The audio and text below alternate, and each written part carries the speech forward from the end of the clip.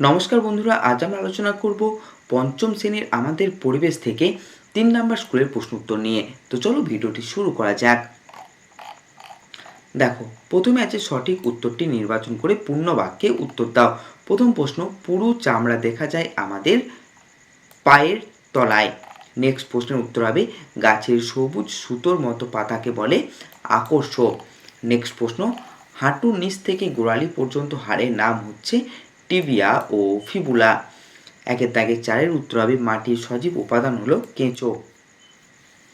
একের দাগের 5-এর উত্তর হবে সাহেব বাঁধ যে জেলায় অবস্থিত তা হলো পুরুলিয়া। নেক্সট প্রশ্ন আছে, দেখো শূন্যস্থান পূরণ করতে বলেছে। হৃৎপিণ্ডের শব্দ শোনার যন্ত্রটির নাম হলো স্টেথোস্কোপ। নেক্সট আছে যক্ষা হলে ডটস পদ্ধতিতে চিকিৎসা করতে হয়। 2 থেকে 3-এর উত্তর হবে বালি ও কাদার পরিমাণ প্রায় সমান সমান থাকে দোআঁশ মাটিতে। হাড়ের জোড়কে বলে অস্থিসন্ধি। 2 থেকে 5-এর উত্তর হবে পাহাড়ের ঢালু জমিতে চা চাষ সবচেয়ে বেশি ভালো হয়। নেক্সট আছে, দেখো 3 নম্বরে সত্য মিথ্যা লিখতে বলেছে। 3 থেকে 1-এর প্রশ্ন, মেলানিন নামক একটি উপাদানের জন্য চামড়ার রং কালো হয়, এটা সত্য হবে। 3 থেকে 2-এর আছে, দেখো গন্ডারের খড়গ আসলে লোম, এটাও সত্য হবে। 3 থেকে 3-এর প্রশ্ন, পাহাড়ের অনেক ছোট ছোট ঝর্ণাকে ঝোড়ো বলে, এটাও ঠিক। ঝোড়া বলে, এটাও ঠিক বা সত্য।